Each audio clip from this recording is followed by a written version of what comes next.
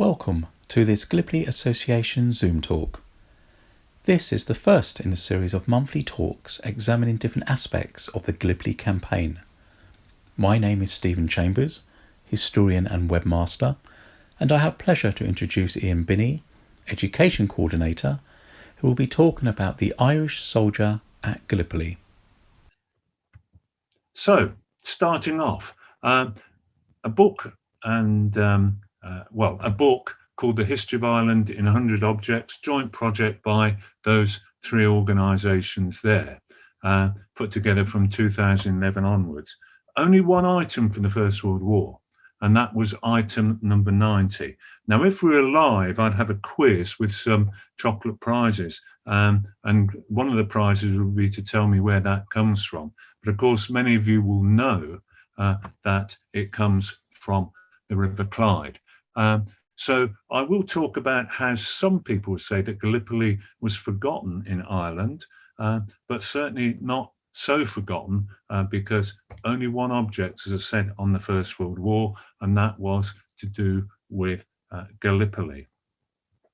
So before I go on, I just want to say something about the sources that I've used.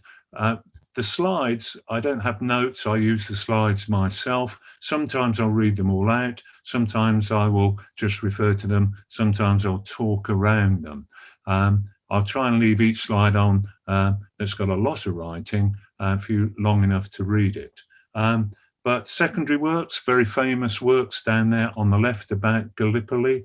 I must say, not because he can mute me suddenly, probably one of the best books is Stephen Chambers' The Suvla, the August Offensive, for really forensic analysis of the history of various battalions and regiments, brigades, divisions in the Suvla part of the Gallipoli campaign. Over on the right-hand side, a number of great works on the Irish soldier in the First World War, the 10th Division, and of course a lot on Gallipoli. There's a new book out, I've not been able to get hold of it yet, about 6 Royal Irish Rifles at Gallipoli, but certainly I'll have that on my Christmas list. There's a lot of online resources, very good stuff. There's a lecture by Dr. Jeff Kinsella on the History Hub. I think a very, very good summary of Gallipoli is not on our own YouTube channel, but on the Western Front Association YouTube by Professor John Bourne, a really great historian, Gallipoli 1915, the FAHEY Division. There's a very good talk by a gentleman called Lars Joy. Many, many museums have a lot of stuff about the Irish regiments. Many, many associations have their own website. Of course, I put ours there. Just because I haven't mentioned yours doesn't mean that I don't think it's any good. I'm just giving a selection. And there's the, at the bottom there, there's the RTE website, which has a lot about Gallipoli as well. So, my wife always tells me I should have a big picture, not descend into minutiae already, or very quickly. So the big picture, and hopefully what I say will confirm these things. The Gallipoli campaign, costly defeat for the Allies, but the MEF, the Mediterranean Expeditionary Force, never given enough resources, particularly artillery. Poor leadership definitely contributed to the Allied defeat. And I don't like this idea of lions led by donkeys. It's certainly been challenged by many historians, but you can find a lot of evidence in the Gallipoli campaign of lions, that is the Irish soldier, being led by donkeys, often British officers. The topography of the peninsula favoured the defenders enormously. Johnston writes about saying that Gallipoli wasn't one natural fortress, it was a series of natural fortresses, one after the other, and the Allies had to take them. Irish soldiers, no doubt, this is part of the big picture, like those of other countries, exhibited incredible fortitude, whether regulars or volunteers, and countless stories of exceptional bravery, possibly not recognised so much because was Gallipoli a bit of a sideshow? But also there weren't quite so many medals given out because so many officers were killed and weren't there, didn't survive to note the bravery of ordinary soldiers. The high casualty rate, I feel, and I'll provide evidence for it, did little to dent the enthusiasm for the war, either in the battalions or back home in Ireland. So the Irish context, I'm not going to be spending long on this because I'm not an expert on it. Large-scale civil unrest, very close. Some English politicians, in a sense, there's a famous quote from Grey, the Foreign Secretary, that at least we can leave the Irish question. Home rule had been agreed, but its implementation was suspended until after the war. Redmond, John Redmond, so important, is remembered by a stamp. His speech at Wodensbridge in September 1914, very important because he was stressing that Irish men of whatever background were volunteering to fight for small countries. He wanted a separate, as Johnson says, I've named his book in the bibliography, he wanted a separate Irish army. He wasn't allowed to have a separate Irish army. There were Irish regiments, brigades, and of course divisions, and I'll come to that. So volunteering, obviously there's always been a huge Irish part of the British Army. And 58,000 were already in the British Army when war broke out in the British regiments. It's a lot of argument, and I'm not going to go into it, but about 200,000 Irish soldiers served over the course of the war. Of course, they were all volunteers. Conscription never introduced into Ireland. And the motivation varied, but as Sanford said, group social factors, just as in the rest of Britain, very important. Volunteering at a slightly lower rate than the rest of the country, but not lower than rural areas in Britain, because the majority of volunteers came from rural areas. And despite high casualties in Gallipoli, so on, Geoffrey and his real forensic analysis showed that volunteering continued through the war. And Sanford goes on to say that the proportion of Catholics and Protestants who volunteered roughly equal. And I think it's Sanford who said, was volunteering the last act of a unified nation, because after the First World War, Ireland was no longer a unified nation. There's a map, of course, which shows, I'm not going to spend a long time on this, which shows broadly the areas of volunteering and recruitment of the regiments. But a lot of British soldiers were sent over to the Irish regiments. I'll come back to that a little bit later on. We must also remember the Anglo Irish elite, which has all existed for centuries. Of course, the Duke of Wellington was part of that Anglo Irish elite. But Carden, who led the first naval attack on the Dardanelles, was Irish. De Roebuck was Irish. He led the second naval attack on the Dardanelles. Lieutenant General Sir Frederick William Stopford, he was born in Dublin. He commanded the 9th Corps at Suvla. I'll talk about him in a bit more detail. And of course, a very influential man in the whole thing, Kitchener, was born in Ballylongford, County Kerry in 1850. So there's always been that Irish, Anglo-Irish elite involved as well. So the Gallipoli Campaign. Sanford, in his history of the 10th Irish Division, said that the 10th Irish Division had the most exotic experience in going to Gallipoli. I'm not sure they'd have agreed. Certainly, it was a lot more than an exotic holiday.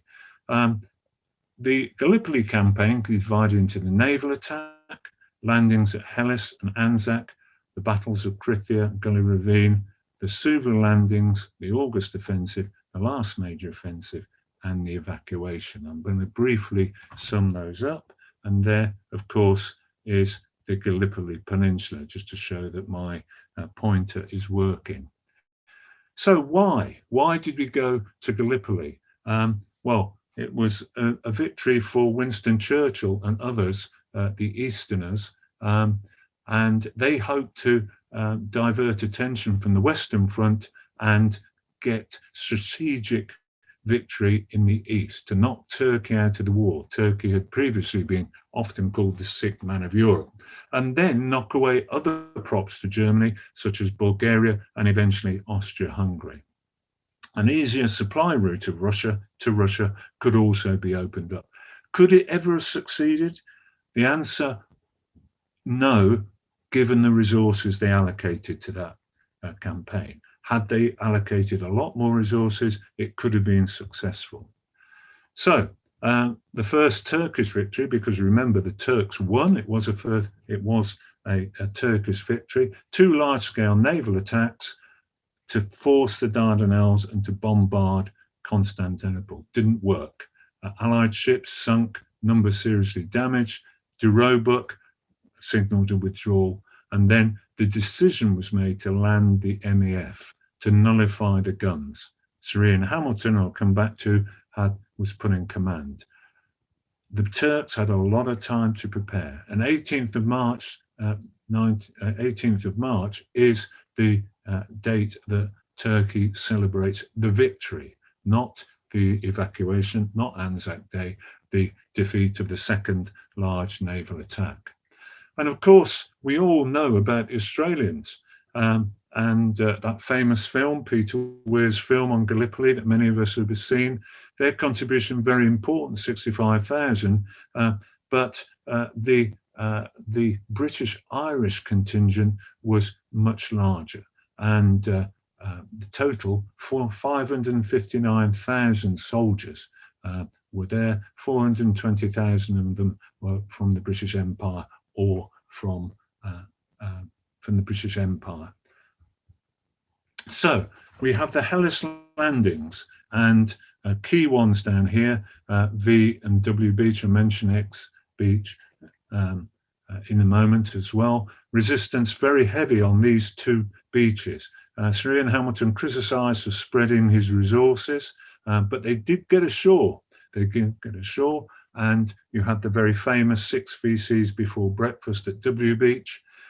Irish battalions of the 29th Division landed at V Beach, and I'll spend quite a bit of time on that. The other 3 beaches, Y, X and S, casualties were very light, but they didn't press on to Achi Baba, which was one of the objectives for the first day. They just didn't, down for all sorts of reasons, but leadership was one of them, press on to gain advantage.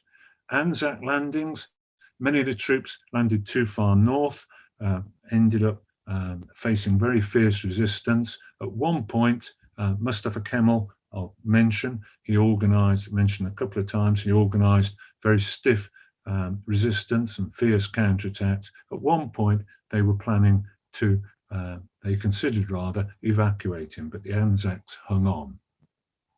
And that led to stalemate, a word I'll be using many times in this talk tonight. The Anzacs hemmed in to a half-mile beachhead. Coordinated attacks, very difficult because of the terrain.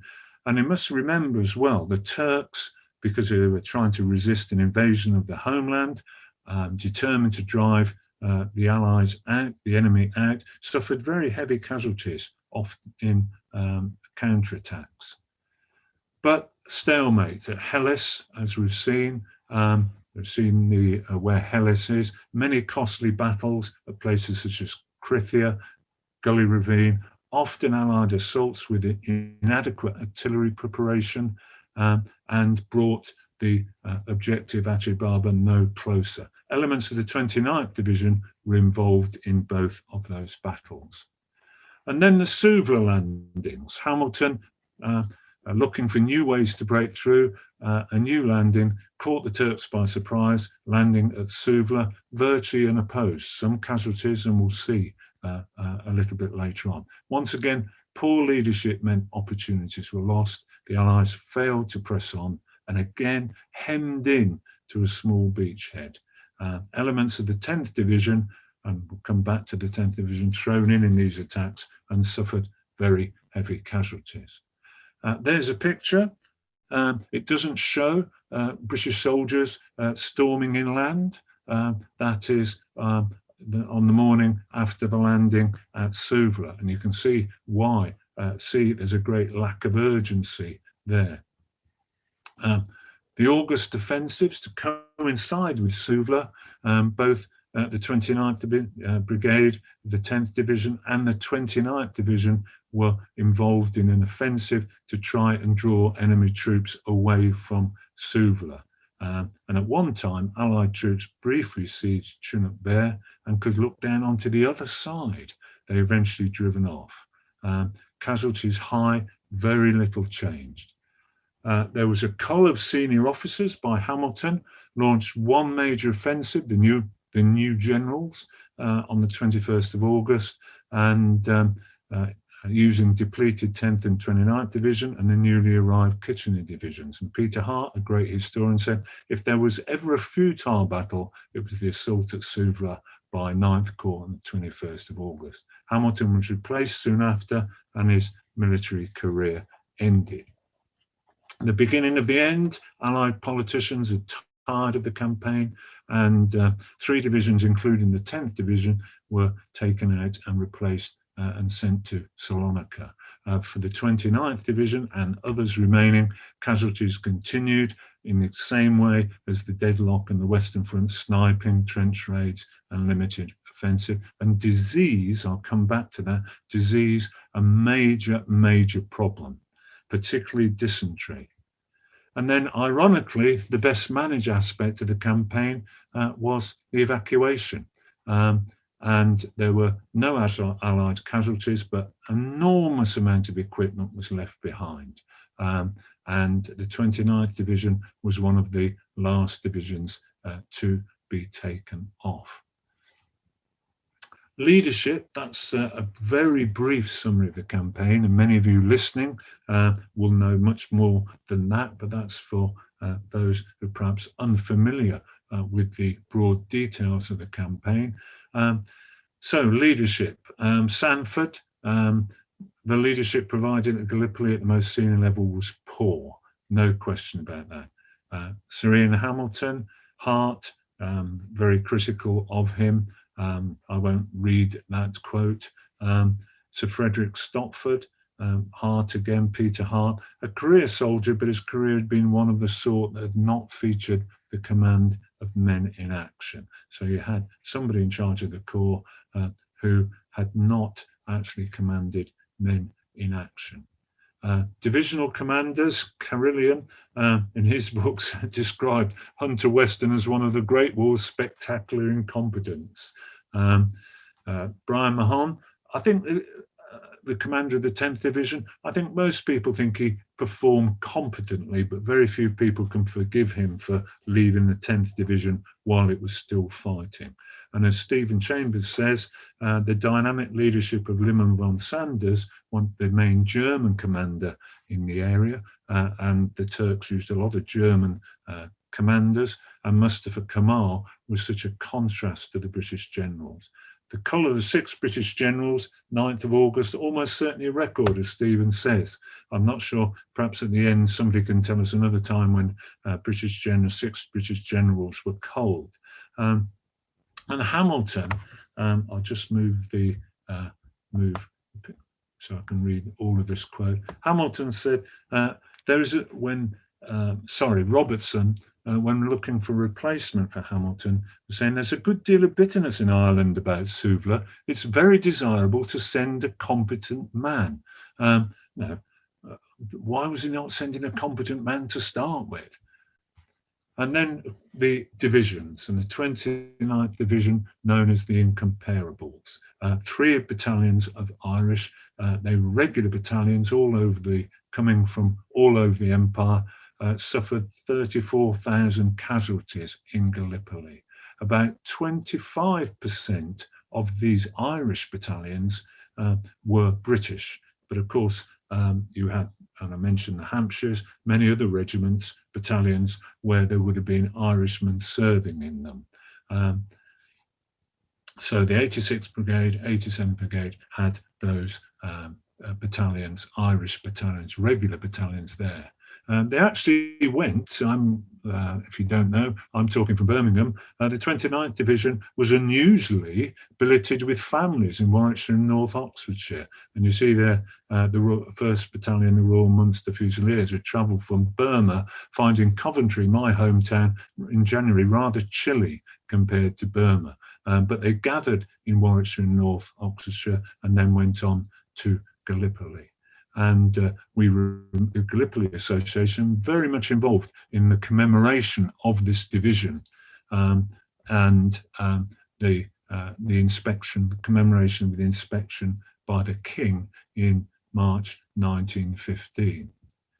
So, a historian don't know a great deal about Le Cain, described the landings as Ireland's D-Day. Now, I'm not going to go through all of this. I think many of you are familiar with, I'm not going to rather read through this, but Dublin's first to land on the beach faced a blizzard of fire, as Johnson said, from Turkish defenders. The Munsters, 2 companies of Hampshires and a company of Dubliners landed from the River Clyde. They were also decimated by Turkish fire. But in spite of the severe casualties, enough troops were landed to secure the beachhead. And if you're familiar with that great film, the film Saving Private Ryan, that landing, the horrific scenes at the start of that film, the landing at D-Day, very, very similar to what the Dublins and Munsters faced on that beach. Nearly all of the officers were killed, and the Dublins and Munsters were put together, and for some of the time led by a 17-year-old second lieutenant. Eventually, they managed to get ashore, get inland, and move on.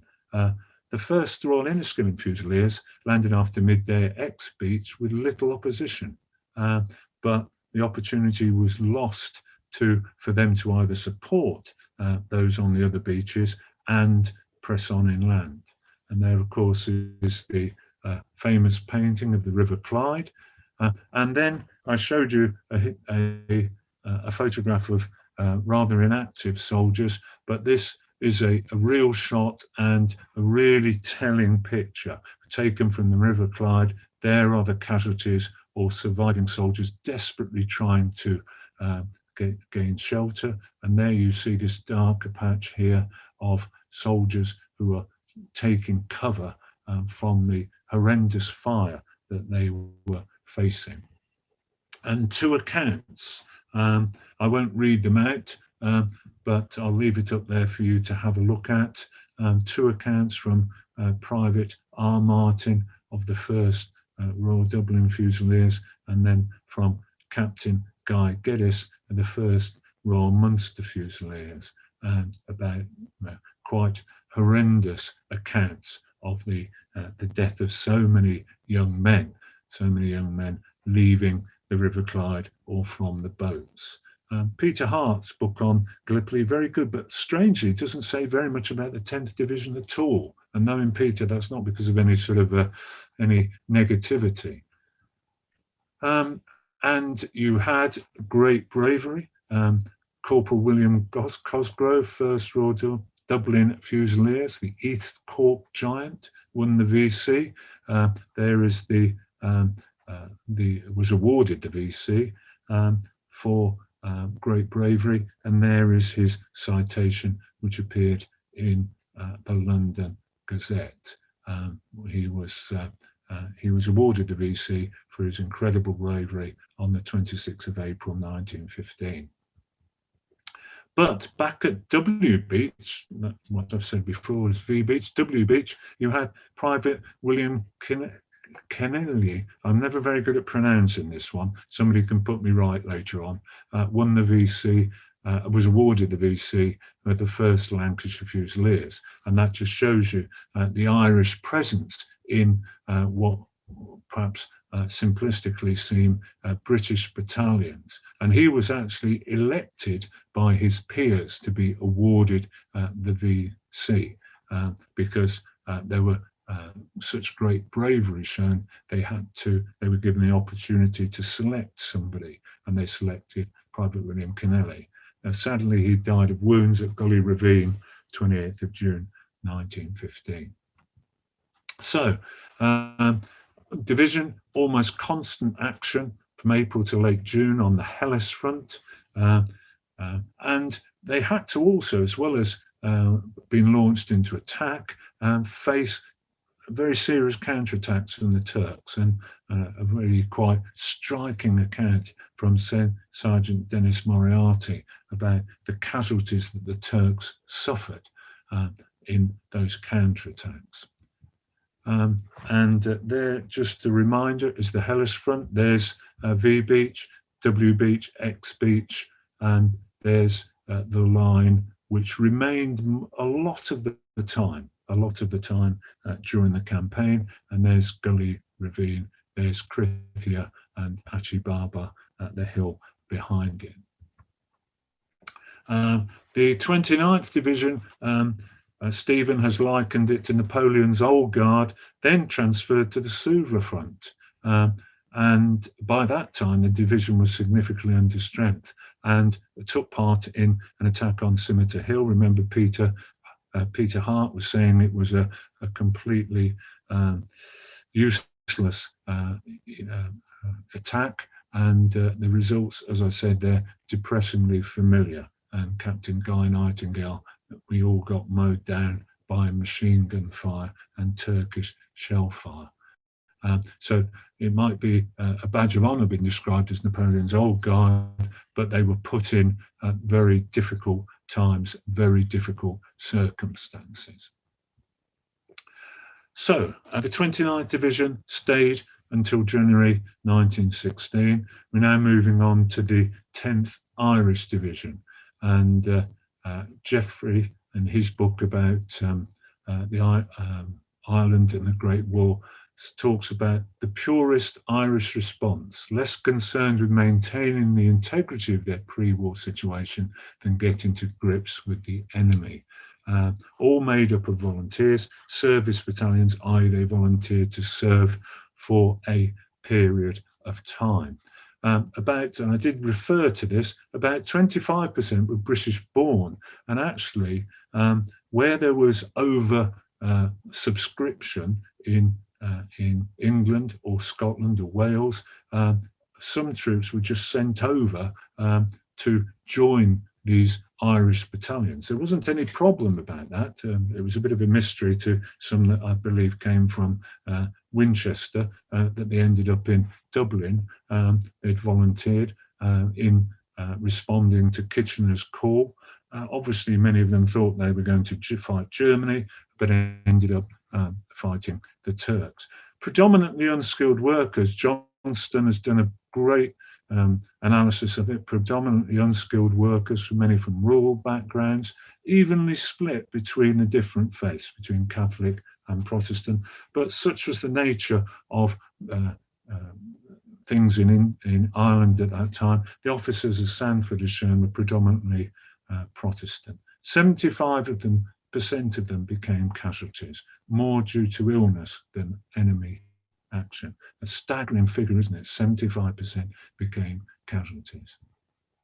You had, of course, not all of them were from poor urban areas or rural areas. You had the 7th D Company, the 7th Royal Dublin Fusiliers, nicknamed the Toffs, and being formed by Geoffrey Browning, president of the Irish Rugby Football Union, died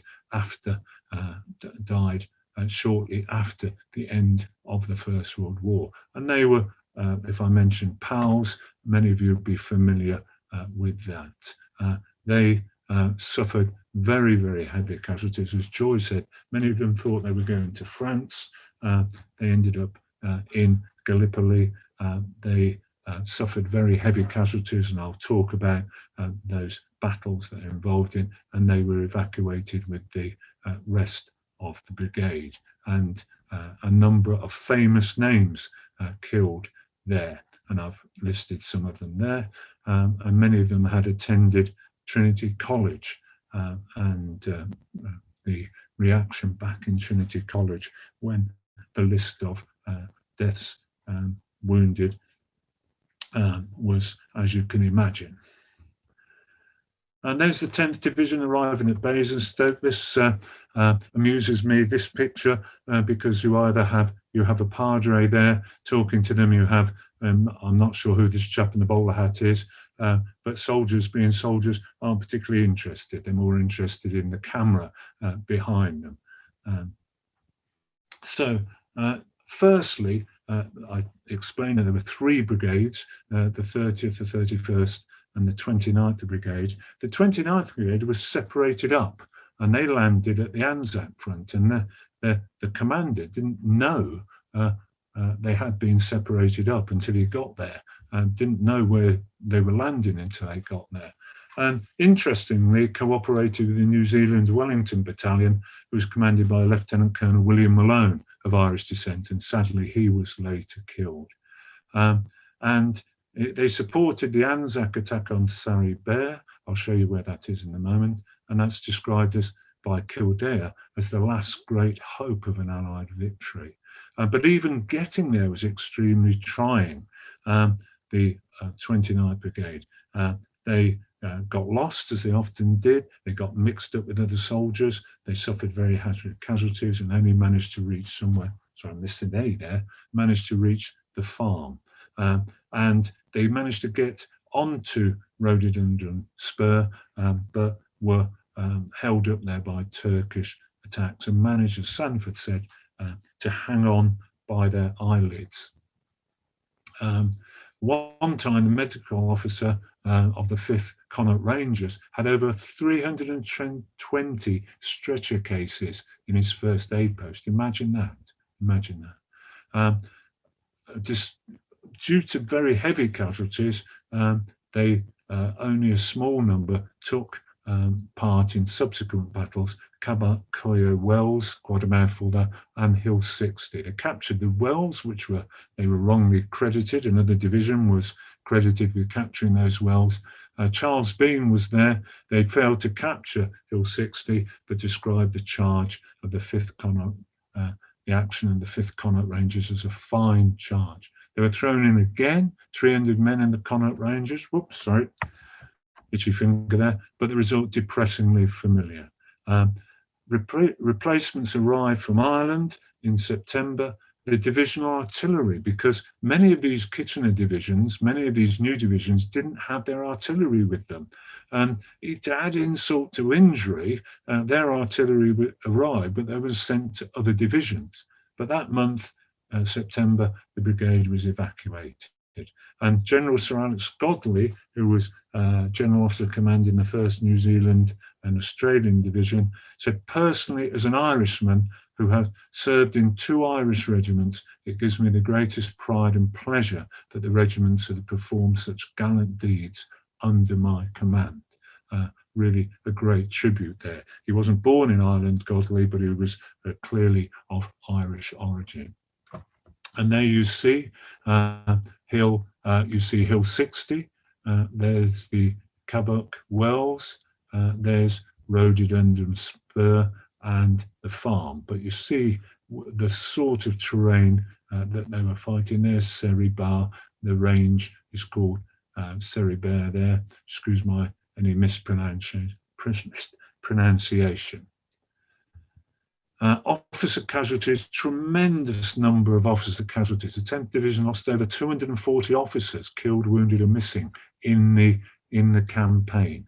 And this is from Cooper, who actually was present and wrote a history of the division that's quoted in Sanford. It's not the Brigadier General Cooper, it's another Cooper. But you see the number of officers that were killed. Their adjutant, Brigadier General, was shot. Lieutenant Colonel Bradford, he too was wounded. Adjutant was killed. Brigade Major shot through the face. The remaining majors of the rifle severely wounded. etc. And then Lieutenant Colonel Brewster of the Hampshires, really a great understatement, taking command, though wounded in the head himself, decided that the place was no longer tenable with those sort of casualties. Not surprising. And that's the terrain. That's looking up on the left-hand side, looking down on the right-hand side. That's the sort of terrain they had to assail. They had to attack. And getting lost, mixed up with other regiments, other battalions, was a major problem as well. Very little water, no natural supply of water. Water supply, always a major issue. And there's a picture of the 5th Connaught Rangers actually moving up to the front, a rather faded sepia picture, but a genuine picture of the 5th Connaught Rangers moving up. So on to the 30th and 31st Brigades, and they landed in Suvla on the 6th or 7th August. And Johnson says there was absolute chaos on the beach, as there was landing places had been changed. There was no clear orders. Units were mixed up. Number of casualties from sporadic enemy fire and from privative landmines. The 11th Division, another Kitchener division, had already been involved in the fierce fighting, suffering heavy casualties. So as I say, they became mixed up. Also, a whole day was wasted, the 8th of August. Even then, there was casualties from sporadic artillery fire, Turkish snipers, etc. And for this story, I split them into two groups. The northern group, led by Mahan himself, to capture the Kirech Tepe Surt Ridge. And as Stephen says, the whole Anafarta spur lay there for the taking. I'll show you this in a moment. This opportunity would never arise. But despite great bravery by the troops, poor command and morale meant that attacks lacked cohesion. Artillery support, some artillery support from the sea, from ships, but they had very limited artillery support. Now, those 5 battalions, they were mixed up. If you really want to know which battalions were there, the 30th and 31st Brigade were mixed up. If you really want to know which ones were there, have a look at Stephen Chambers' book on Suvla. They managed to get with 100 yards of the Turkish lines on the crest, but couldn't get any further. And then this incredibly, the 8th of August was wasted. And then the rest of the time, these battalions had to hang on for a week, suffering from the heat and acute water shortage. They then got on as far as Kidney Hill, approached Kidney Hill, but were driven back, and they managed to hold on to somewhere called the Pimple. So the north was all along this ridge, and Johnson says Hamilton was actually unaware of the battle. Whether that's true or not, I'm not quite sure. But as Lyman von Sanders later wrote, if the British had taken the Kirech Tepe, they could have outflanked the entire Fifth Army, and final success might have fallen to them. Okay, the southern group, 3 battalions, again mixed up, the 30th and 31st Brigades, attacked the Saribert Ridge. First attack lost over 70 killed by dusk. Again, very little happening on this wasted day, the 8th of August, but plenty of casualties, sadly. They finally attacked on the 9th of August and successfully took part in the attack on Chocolate Hill. An Australian officer observing them said, "The Empire can do with a heap more freshies of the Irish kind." So there was then some reorganisation, but the battalions had been so weakened by the high casualty rate. The attack on Scimitar Hill, they only played a supportive role, but they were involved. An attack where they were eventually driven back by heavy Turkish resistance, and horrifying, and it's horrifying that the scrub caught fire and many of the wounded were burned to death.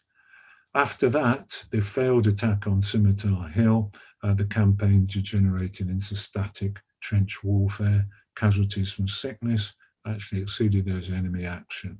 The 2 brigades were withdrawn and embarked Mudros, but actually missed the worst of the weather. You read about some units there in November and December losing soldiers to hypothermia, as well as severe frostbite.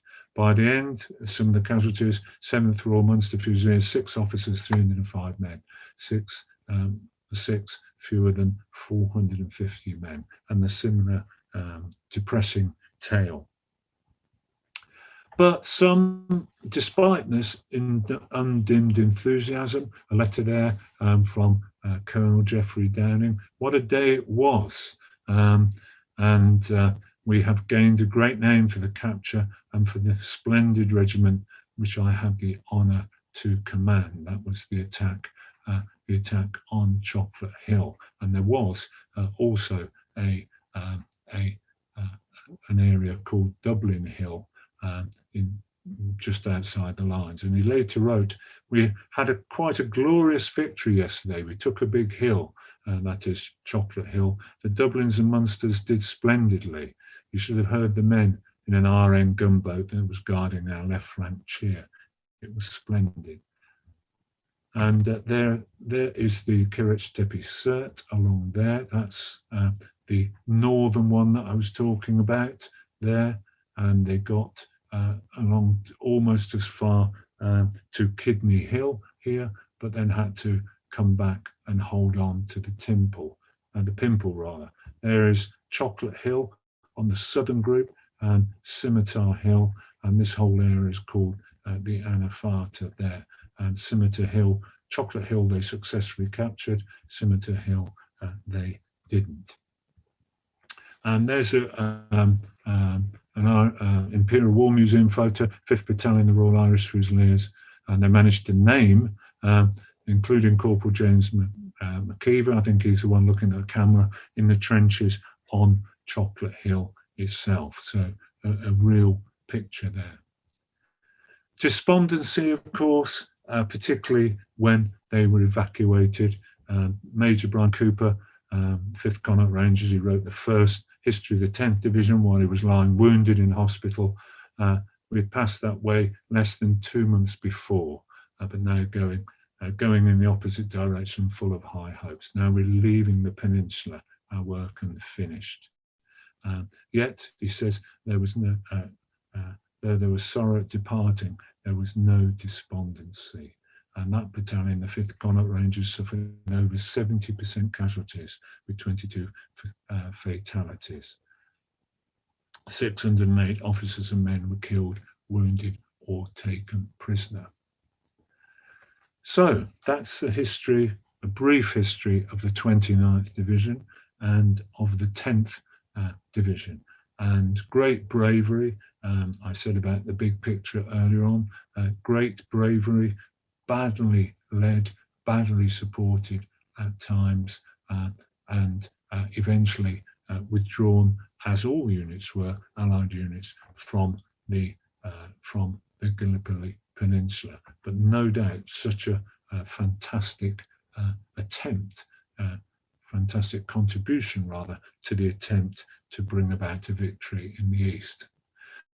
So the Irish ANZACs estimated that about 6,500 Irish-born men and women served in the AIF during World War I. Jeff Kildare has done a huge amount of work on that. He thinks it's about 1.58% of the Australian Army in the war were Irish-born. Many of them were later than Gallipoli, but he calculated that about 854 Irish ANZACs had enlisted and were likely to have seen in action in Gallipoli. And of course, you know you will be familiar with some of the actions of the ANZACs elsewhere in Europe and the Middle East. One great example, Major John FAHEY, DSO, Chaplain 3rd class. I didn't realise there were classes of chaplain until I did this. Okay, he was obviously he was born in Tipperary. He went for a career in the church in enrolled at a seminary in Genoa, but then set out to Australia to pursue missionary work. When the war started, he volunteered immediately, received a DSO after being evacuated from Gallipoli due to illness, actually recommended by Sir Ian Hamilton. He'd been previously mentioned in dispatches for gallantry under fire at Gallipoli. He was the only chaplain to be awarded a combat medal in the Gallipoli campaign. And he could have left after Gallipoli in 1916. He declined the opportunity to leave, saying he would stay with his men. He went through the Somme and Ypres and died at the age of 75 in 1959. Somebody important to myself, an Englishman in an Irish regiment. That's moving on from the Irish ANZACS. There were lots of Englishmen in Irish regiments. Actually, he was born in Limerick, so I made a slight mistake there. He was born in Limerick. The reason why I used to think he was of English. He spent a lot of time in the United States and then came back to Coventry and then lived in Coventry. But sorry, I made a mistake there. He was Irish, but his son sadly died just before Christmas. Is one of the first historians of the 29th Division in Warwickshire and North Oxfordshire. But a very good story that Bob Jordan, he said he would return to marry his sweetheart he met in Coventry, and he did. But his brother Peter killed on the Western Front, and tragically their oldest son, died in the Second World War. So moving on to the response back in Ireland, both back in the north and the south. Certainly, as Joy said, caused a huge shock when the details of the casualties for the 29th Division, but more for the 10th Division, which had volunteered, almost volunteered en masse and gone out there. John Dillon, an Irish nationalist MP, criticised the generals who led the regiments at Suvla and hurled them to death on those slopes, and said that it would have been perhaps better, more successful had they been decently led. The Unionist leaders were also critical. Edward Carson telling Parliament that Gallipoli hung around their necks like a millstone. A number of historians have tried to hint that the casualties in Gallipoli contributed to nationalism in Ireland. I can't really say much more than that, apart from they tend to quote the same Irish poet and novelist, Catherine Tynan. So many of our friends had gone out in the 10th Division to perish at Suvla. For the first time came bitterness, for we all felt their lives had been thrown away and that their heroism had gone unrecognised. But coming back to what I said earlier, there was the volunteering was at a fairly steady rate all during the war, despite the casualties. Nobody was ever conscripted from Ireland. In 1918, there were about 9,000 volunteers. There had been a big rush at the start, as there was in Britain, but the number of volunteers remained for 1916, 17, relatively the same. But of course, undoubtedly caused a great shock of these volunteers, gone off, as I've said a number of times, thinking that they were going to fight the Germans, ended up fighting the Turks in Gallipoli, and just as in other areas of the country, other areas of the country, you had these horrendous casualty lists which caused great shock to communities, whether they be rural or urban, whether they be working class or middle class communities. Interestingly, Croke Park, the home of Gaelic football in Ireland, this area, which is now called Hill 16, was originally called, according to Alan Ladd of the University College Dublin, and there's quite a good, if you put that into a search engine, you'll get quite a well-argued video on that, that was named originally Hill 60 and was later changed the name to Hill 16, rather like the Spy and Cop on Liverpool or other great teams like Coventry City at Highfield Road. But there was, of course, nationalist ill feeling. That's not a very good way of describing it, but a real animosity because of the casualties, not only nationalists, but of course throughout the land. But the Foggy Jew, a song written by Canon Charles O'Neill, said, "'Twas better to die neath an Irish sky than at Suvla or Sudel Bar." Interestingly, Francis Ledwidge, who was a nationalist and a nationalist poet, and he joined the Enniskillen Fusiliers, subsequently fought in Gallipoli and Serbia, killed at the Third Battle of Ypres. He's best known in Ireland for his poems in memory of the leaders of the Easter Rising. In one of the poems, he reflected on his experiences in Gallipoli, and that's it. And he said, "When war serves liberty and justice, love and peace." Now, he's saying that the sacrifice was not in vain when war serves liberty and justice, love and peace. And many people, even though they might have bolted against serving Britain, felt that they were going to save Belgium and fight for the smaller countries.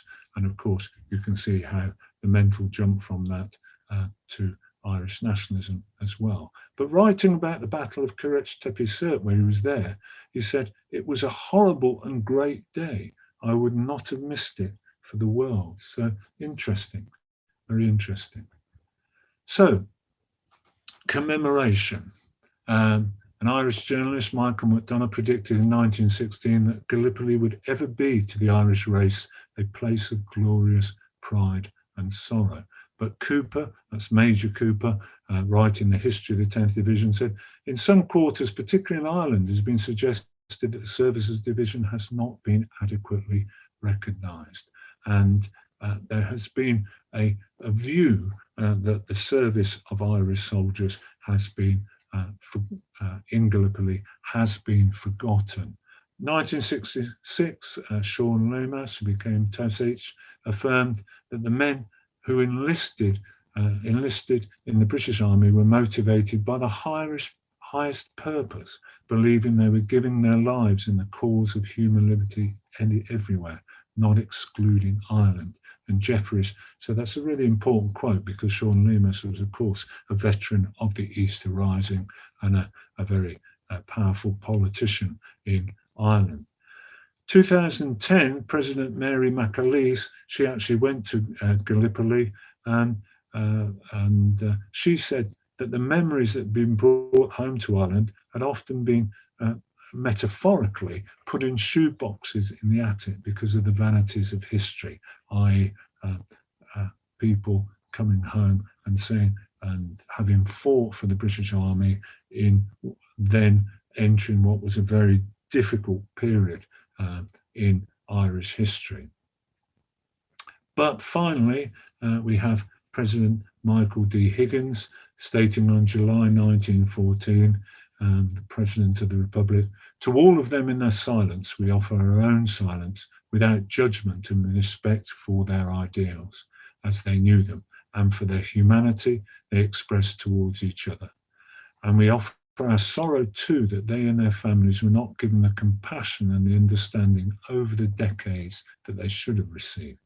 The suffering visited upon our own people at home has perhaps blinded our sight and hardened hearts in so many ways." But I would honestly say that the commemoration and recognition of Gallipoli is really up there in Ireland, in both Northern Ireland and the Republic, because of the numbers who signed up for this talk, the numbers of different websites and associations, and the number of excellent displays and museums. Certainly, there's no doubt now that the Irish nation, both North and South, fully recognise and remember the contribution of those men in the 29th Division and the 10th Division in Gallipoli. And finishing with the advert, you can make a donation. All of this comes free of charge, but you can make a donation using the Gallipoli Association website, and you use the, just move that out of the way so I can read it, the association then support us tabs. And we still, despite Brexit, still take euros. And if your group would like, or if you represent a group of a regimental association or community group would like a focused Zoom talk, you can contact me on that. When I say focused, if you'd like a focus on the 29th Division, the Munsters or whatever, we can do that. We have monthly Zoom talks. I'll come to those in a moment. And we have something called the Midlands Regional Conference as well. I'd explain something called, because it's not quite that, and you can get details there. And as a finishing, you can always join the Gallipoli Association. And then the future monthly talks, the next one is by our very own Stephen Chambers, February the 23rd, 7:30. They're all Tuesdays apart from one. Guests of the Sultan, Gallipoli Prisoners of War. And then we've got a programme. This will be on the website fairly soon. We've only just agreed it up to June the 27th. So if you're still in lockdown, there's something to brighten your Tuesday evening. And then the Midlands Regional Conference was going to be in the flesh, but it's not. It's now going to be Zoom, an excellent programme. We don't like the idea of having 4 hours of Zoom talks, so we split it into 2. The French at Gallipoli by Peter Hart and Gary Bain. Michael Crane, who's great, he's with us tonight, 126th Brigade during the 3rd Battle of Krithia. And then on Tuesday, 23rd of March, Martin Purty, the Gallipoli Oak, and then Stephen Chambers, the Gallipoli through a camera lens, all for a donation of £10, and you can book through me on that website. Okay, and I'll just stop sharing for the moment, and that is it. But Stephen, I'll just share I think I can share a picture of me just so everybody knows what I look like. Well, whilst you're doing it, Ian, thank you very much for an enthralling talk tonight. I really enjoyed that, and hope those listening from their homes also sort of got something from that. We have an opportunity now to ask some questions, so please use the chat feature for that. And if you have any questions for Ian or myself, we'll be happy to answer those for you. I can't see your picture yet, Ian. No, it hasn't come up. I'm doomed. I'm doomed to remain anonymous. Yeah. You are an I, the only I in the team. Yes. I don't know if you can see the chat, Ian. Some great comments coming in here. One from Jonathan. Com had to leave. I'm a bit early, but again, this is being recorded, so we can socialise how to watch this again later if you so wish. So we've got a few bits coming here. So whilst some questions are coming in, Ian, a question from me is, what sort of got you interested in Gallipoli? I've always been interested in the First World War, and I suppose it was a bit of brief knowledge about the River Clyde and the landings and how terrible they were that got me initially interested in. Then I was, like many of the members of the Gallipoli Association, hooked. And I've been to Gallipoli twice, once with a school party and once with my family. And it's a marvellous place to visit. We have somebody here who has a home in Gallipoli, which is great. A marvellous place to visit, and the Turks are really welcoming. but I've been interested in Gallipoli now for going on, I think 25, 30 years. Wow, fantastic. Got just a comment coming from Trevor Adams. Actually, it's a book I don't know about. There's a recent book published 2020 by Tim Bowman and Will Butler on the Irish recruitment, World War I Irish recruitment. Well, it looks like a steeply £85, but for those who are wanting a little bit more about the background to the enlistment and joining the British Army at that time, 1914, 1915, that looks like a good book actually, and that's one I will be trying to source. Yes. So any more questions? Yeah, great, thanks from Sharon Brosnan here.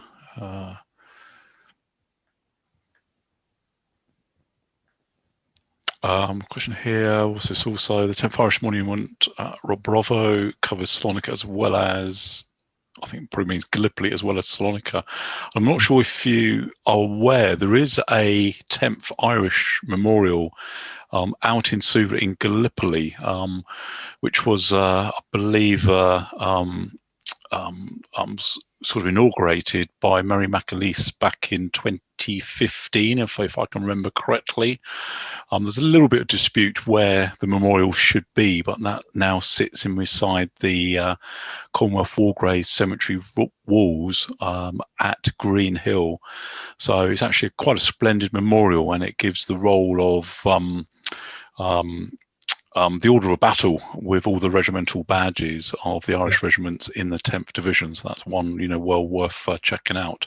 But you're right, until then, the only other 10th Irish Memorial, which is the Irish Cross, is in Salonika, which I was lucky to see, I think, in 2016. So first time I've been out to Salonika.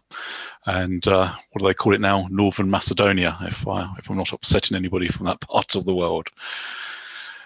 So that's a good one. Question coming from John Pears here. John Pears says, could you say more about how the capture of the Cabot Cuyu Wells was miscredited? Major Cooper's diary makes it clear that the well, which is still there, which I can concur, was the first objective of the 5th Connaughts. Yes. Yeah, I think it was the 29th. It wasn't the 29th division. It was it has a number 29 in it, but it was an Indian division, Indian brigade, or a group of Indian battalions or regiments who were credited with it wrongly.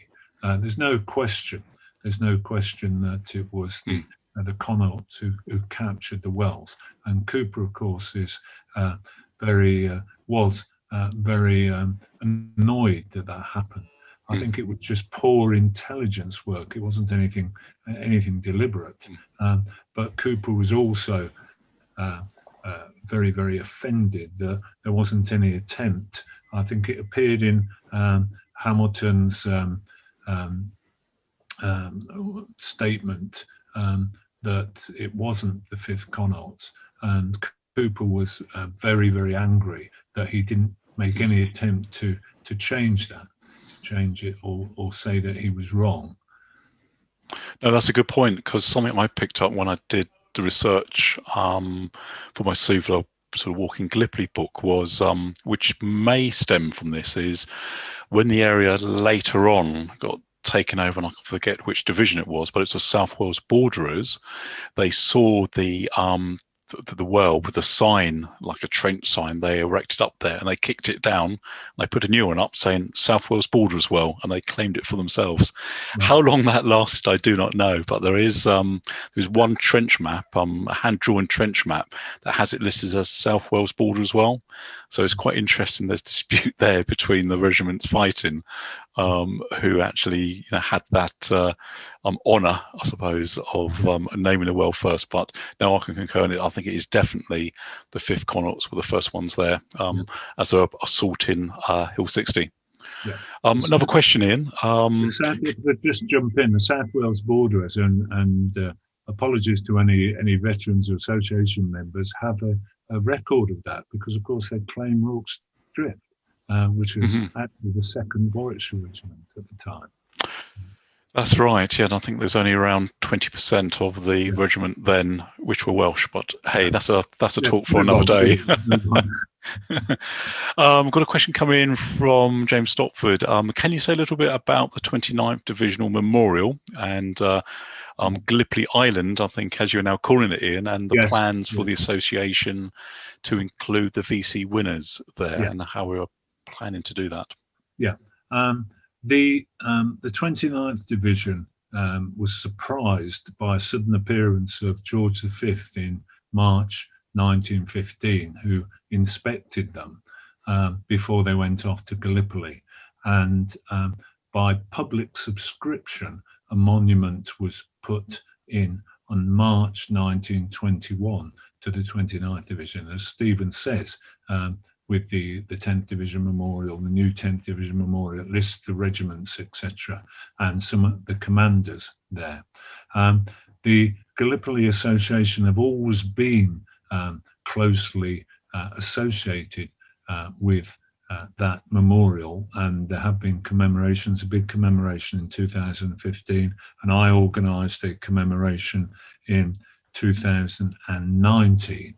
Its commemorations are slightly difficult because the monument is in the middle of one of the busiest roads in the Midlands. It was on a fairly easy road in 1921, but you take your life in your hands crossing it now.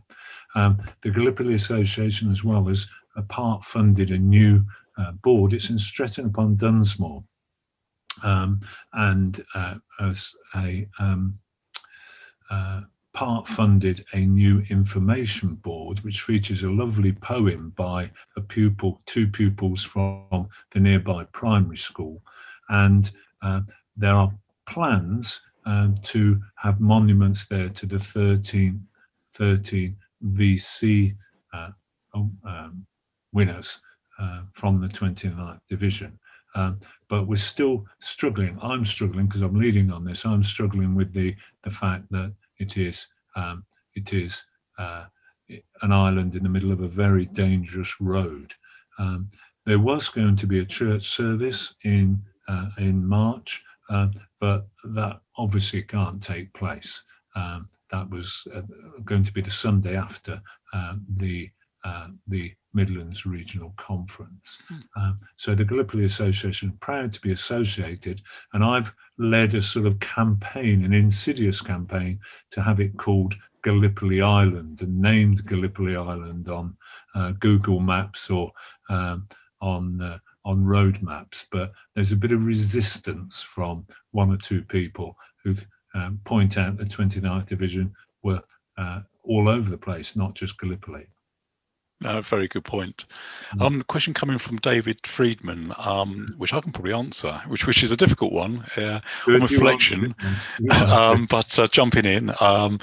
Was the campaign necessary? And the second part of that is, could the Navy had not bypassed the peninsula and continued through the Dardanelles into the weaker part of where the Ottoman forces were? And good question.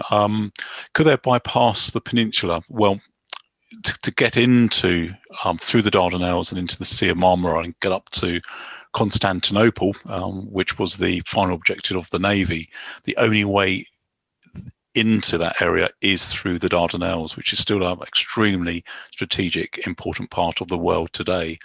There was a plan for the campaign, and it was one that Lord Kitchener was pushing at the time, was not necessarily to land at the Dardanelles on the Gallipoli Peninsula as we know it so well today, but to land at a place called Alexandretta, which is part of the Syrian coast, onto that part of the Eastern Aegean. And the plan was to cut the Turkish lines of communication in half down into the Saudi Arabian sort of peninsula and sort of cut off the Ottoman troops to the south there. They didn't go for that, mainly because they would have had a huge sort of open flank, and as soon as they would have advanced inland, they wouldn't have the support of the Navy.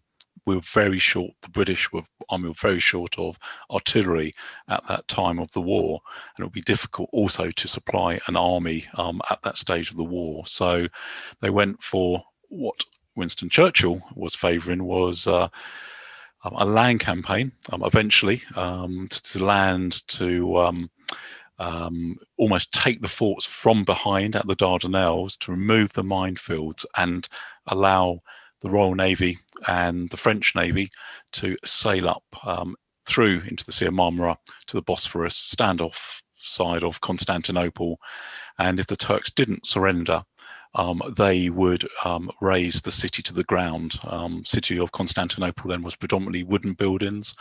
There's one arsenal there which they would destroy, but the rest is history. We never got that far. We, British and Anglo-French fleet, never got that far. So I suppose the first bit of the question, was it necessary? No, because it didn't achieve any of the plans. It was extremely ambitious from a strategic position. I think there was some sort of brilliance there, but operationally, it was never ever going to work. There were not enough resources, naval resources, or not enough army resources, and not enough ammunition to support a campaign any longer than 2 or 3 weeks. So it was a campaign, sadly, doomed to a failure from the very, very beginning. And one of the things we don't give enough credit to is we often look inwardly in what the army did wrong from a Western side, but what we don't give enough credit to is the Ottoman and Turkish army and how well they did do. And these were regular soldiers at the time. That's just something to take into account, that the vast majority of the Ottoman army in 1914 were regulars. The vast majority of the British and Commonwealth Army were not regulars. A lot were volunteers, territorial soldiers, and old reservists. So maybe a question in the debate for another day, but hopefully that's answered your question.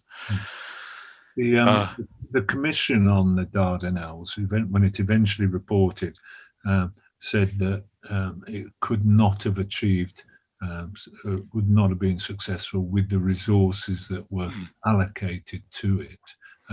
So Ian Hamilton spent an enormous amount of time making sure that he didn't get blamed for any failure.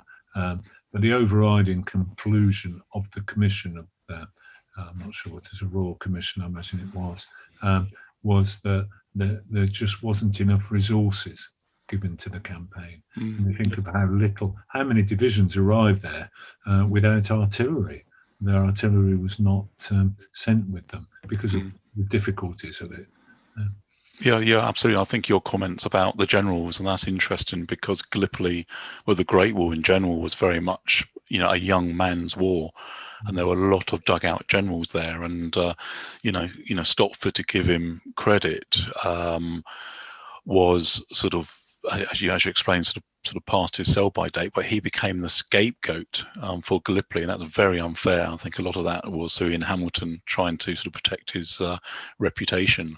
Yeah. But if you look at some of the other generals landing at Suvla, I think I mentioned when I did my research, there were 9 within a week that were either sacked, dismissed, invalided out, or wounded. So Gallipoli was very much a testing ground for a lot of the generalship for the Great War. Some come through with flying colours, like General Monash, who was probably a poor brigade commander, but the higher he became promoted, he ended up being a fantastic divisional commander, an amazing corps commander, and post Gallipoli, this is on the Western Front, and there's others that we don't really hear from. Marn on the Irish side, for 10th Irish, wasn't brilliant at Suvla at Gallipoli, but performed well when he was moved over to Salonika. So it's quite interesting studying that higher command from brigade level up, and how many didn't survive. They resigned or had a nervous breakdown, or basically relieved themselves from command because they felt they weren't up to the job. And Lindley in the 53rd Welsh Division was one of those commanders. And one of the quotes, and I've just read off my head, said he couldn't command his division. It had gone to pieces, and he did not feel it in himself that he could carry on as a general. So some amazing stuff there from these very senior officers. Yeah, Marn, and you can perhaps might be able to add some more details, Stephen. I did mention about him abandoning. Some of his men felt they'd been abandoned by him. You read that he resigned because of General Delisle being brought in and taking over 9th Corps. There was a history between the two of them, and also Marn was actually a senior to Delisle.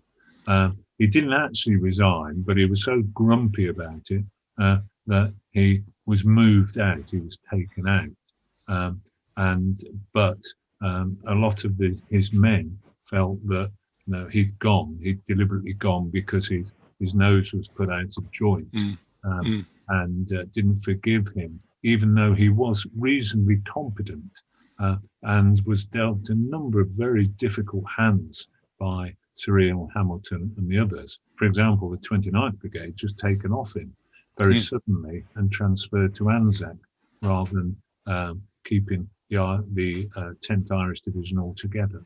Yeah, I totally agree with that. I think, if you put your shoes in Marn's shoes, and he was very much a slasher type of general, and I think he would have been perfect to take over, from Stopford there, and push on to the Anafarta Hills, etc. But from his side you're there to command a division. You've already lost one brigade to ANZAC, seconded the way. Another brigade got seconded to the 11th Division. He ended up with one brigade. So I believe it was Hamilton who sent him off from Gallipoli to cool down, because yes, he wasn't very pleased. And I think what you're saying there, Ian, when sort of Delisle was promoted above him, and he was rightfully in terms of seniority, should have got that command. That was probably the last nail in the coffin for him. So understandable, although not necessarily the generalship you want from a leader when you're under fire on a battlefield. Right. Any more questions, folks? We're here. We'll stay on as long as you like. So if you'd like to ask a question direct, feel free to unmute yourself. Happily take questions directly to Ian or myself. Could I make a request for a question, please? Yes, please. To what extent did the British Army realise there had been a disaster there, and to what extent, following that, was the training and other things done to bring them up to a level where they would have learned, the Army would have learned from this? And also, to what exchange, how was the training changed for officers who were at Gallipoli or elsewhere? Were lessons learned in the training of officers who went through all this? There were papers written about this. I mean, you yourself have written many. Did people learn lessons? If they didn't, this was a frightful thing. My father served there, and I have great admiration now for what he and his comrades went through. Absolutely huge imagination. Congratulations, everything else. They went through hell. There's no question about it. My father said you could smell this dysentery tent before you saw it. Oh dear. Things like this, water was short, food was short. He said if you opened a can of corned beef, it ran out. You didn't move it out, it ran out. He couldn't eat corned beef thereafter, and at the end of the war, when corned beef was forced on us as part of the ration, he said to us, "I'm sorry, I can't face it. I just can't face it." I can understand that. I've never had to sample liquid bully beef, but you can imagine what that would do to you, and also the salt content in it as well. That they're so short of water, all that's going to do is drive you mad with thirst. Trying to refill your canteen, your water bottle.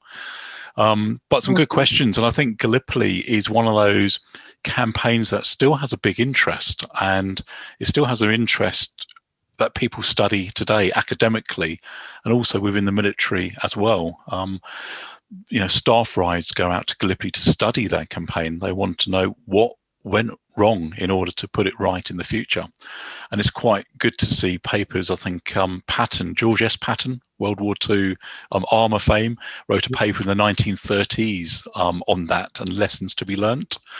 The US Marine Corps studied it in the 1920s and 30s, or the 1930s, so just prior to World War II. So you could argue in a way that were the amphibious landings in the Philippines, were they successful because of those papers and those lessons learnt? So it is a fascinating campaign, and I think as an amphibious campaign, it was the first major amphibious landing against an enemy defended shore in living history at the time, ahead of General Wolfe, etc., in Quebec and things like that.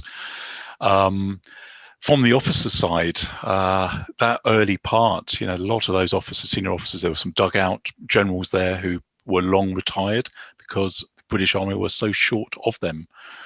The officer corps at the time, you could sort of argue that not many went to staff college. A lot were sort of, what do you want to call it, showed all the virtues and vices of civil society at the time and were born into that society and thought that when they went to war, they would be fighting the war that their fathers were fighting, which were very much against sort of local sort of native armies with shields and spears. And when they came across the Ottomans, they completely underestimated their ability.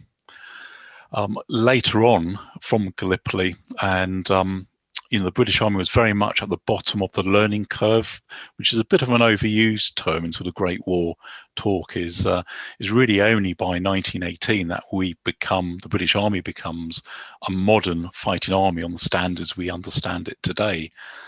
And why were we successful in 1918? It's learning the lessons of Passchendaele, learning the lessons of the Somme in 1916, and learning the lessons of Gallipoli in 1915. So I think as an army, the British Army did learn. However, on the flip side of that, they were quite quick to forget because some of these things are repeated in World War II. Look at the Canadian landing and the commando landing at Dieppe and things like that. And, the list goes on. So that's sort of my view from it. I don't know, if that sort of tallies with yours, but that's sort of my sort of feeling about it. And, it'll make an excellent study, I think, one day. I'm glad that people in the military like Patton and others did, and the US Marine Corps did study. But did the US Marine Corps learn? Because they went into Okinawa and they were hammered in Okinawa. No, very good point. And that's one of those is, should I have just gone around it? And no, they made a decision to land, which was, as we all know, very costly for them. Yeah. I mean, I had friends who served there with the US Marine Corps on Okinawa, and they went through hell there too. Yeah. In a sense, they did learn during Gallipoli. I've been very critical of the leaders and will continue to be so. But for example, for the Suvla landing, they used quite advanced landing craft that weren't always successful because they couldn't get onto the beaches that they were sent to. But they were using actually armoured landing craft.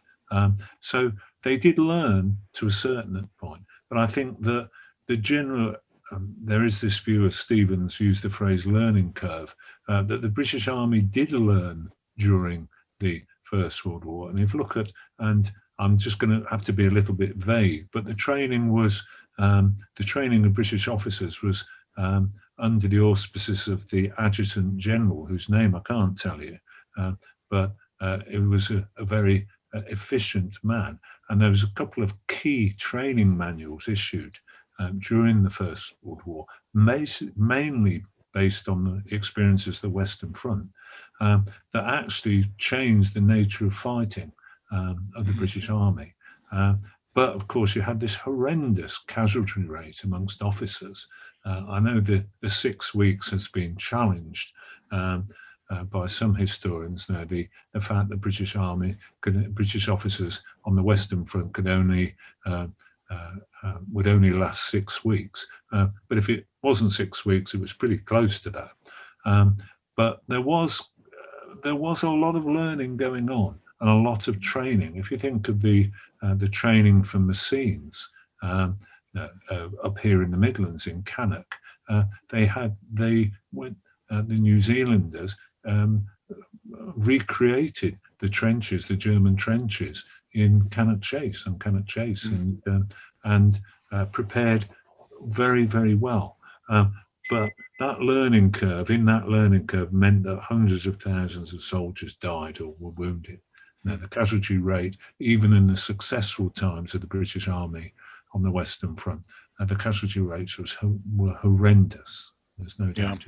Yeah, it was an expensive lesson, and I think coming out of that, I think it was 1916. I think it was 1917. Actually, they published the Field Service Regulations, which was really the first time the British Army had a handbook for fighting. Fighting at platoon level, and lots of tactics that were learnt. Were learnt back at Gallipoli, and some of the technological innovations as well from Gallipoli, mainly due to, I suppose, lack of artillery support and lack of ammunition, led to things like the creeping barrage, which you're sort of more familiar with the Somme, but they used it at Gallipoli in 1915. They also brigaded together all of their machine guns. In 1915, machine guns were embedded within the infantry battalions. You had 4 each. So they brigaded them together to fire indirectly into the rear positions of the Turks. This is something which is talked about in 1916 on the Somme as being the first time it's ever used. This was used at Suvla by the Royal Naval Air Service. So lots of innovation comes out of it. Innovations in periscope rifles, innovations in tunnelling, innovations in sort of air power as well. And if you think that it was at the Wright brothers only flew a few years before World War I, that we were doing air reconnaissances. We had the early innovations of wireless technology. So people in their aircraft didn't have to drop a message by hand. You had wireless in aircraft by the end of the campaign. So it was amazing from a technological side is how much the army learnt being in that situation where they found it extremely difficult to advance and push the Turks back. It's a fascinating, fascinating campaign. I've been enthralled in it for many years and still reading more and learning more every day. You're talking about air war. The most famous Austrian air race is so famous I couldn't tell you his name, but the most famous Austrian flyer was of Irish origin. Yeah, absolutely. Any more questions from the audience? Feel free to unmute yourself and ask a question if you have one.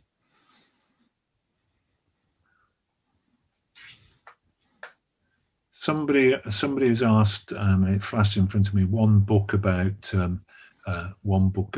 Gallipoli. Stephen's written a lot of really superb books, but I would say that the best starting point, even though he hardly mentions the 10th Division, is Peter Hart's book. Definitely, yeah. That one volume, and that's very, very good indeed. Yep, it's on my bookshelf, and I think I have the rare unsigned copy, so I won't sell that at any price. Right. I think if I could just say, just on that point about books, a very good book on the Northern Campaign, the final battles and the evacuation, is David Cameron's book, which I found very informative for the Suvla and Hill 60 and that part of the campaign. No, I endorse that. I've got all of David Cameron's books. He's got some good ones. I like his Lone Pine one, and the Hill 60 fighting is good because, of course, that mentions the Irish there as well as the Kiwis and Australians. So, yeah, that's thoroughly recommended. Yeah. It's one of those things I think in literature is if you look at the proportion of books on the Great War. There are a lot out there on Gallipoli. You have some rare books nowadays that were published in the 1920s and 30s, which I'm trying to collect, those from veterans at the time, which can be quite fascinating. Using as evidence, they can be sort of hit or miss sometimes, but thoroughly good. And there's been some great academic works come out quite recently, post-centenary. So a great one by Peter Stanley on the Indians at Gallipoli, which has been like an unsung, sort of nation, and what the Indian Army were doing, both the Gurkhas, the Sikhs, Punjabis, etc., out there. So that's a fascinating work and worth investing in. Yes, when you were answering my question earlier about Kabakayu, I think the battalion on the left flank of the Connaughts were the 39th Sikhs, and then beyond that, it was the Gurkhas who captured the wells further to the north. But I wanted to make a comment about Alexander's question, whether lessons were learned. When I've been reading about it, it seems to fall into two parts. There was a public-facing reporting at the time, such as in John Masefield's book, which seemed to gloss over some of the horrors and perhaps was somewhat apologetic for some of the tactics, but perhaps behind that, lessons were being learned, as you mentioned, by the staff, although it seemed to take them quite a while to learn some of these lessons. No, very much so. And I think you hear these stories about a lot being suspicious of change. They sort of have their ideal world, and it was a modern war, and we were changing. We were trying to adapt, to the First World War. We being every single nation, and with sort of adapting to that industrial size of war as well, which I think a lot struggled with. So yeah, fascinating. Right, ladies and gents, any more questions? If they're not, I think we'll close for tonight. Please check out the Gallipoli Association website. If you're not a member, we'd love to have you join, and stay in contact. And if you don't want to join, there's lots of free and some pay for lectures, conferences, battlefield tours, etc. So we'll be publishing those, as and when they become available. Can't promise a battlefield tour this year. Well, I'm sure I said that in 2020. So hopefully, if we're all traveling again, maybe in September this year. If not, we'll probably look at going in spring next year. So if you haven't been to Gallipoli, thoroughly recommend it to everyone. Although, of course, I'm slightly biased there, but yeah, it will be a fantastic trip if you so wish to join us. And apologies for not being able to show my face tonight, but you haven't missed anything, I can assure you. And thank you for David Freeman for not telling me that Coventry are almost about to lose 2-1 at home to Nottingham Forest. Otherwise, I'd have gone off in a huff in the middle of the talk. So, thank you, everybody. Yeah. Great. Well, thank you, everybody. Have a good evening, and hope to see you all again soon. So, thank you very much. Okay, Bye-bye. Thank you. Right.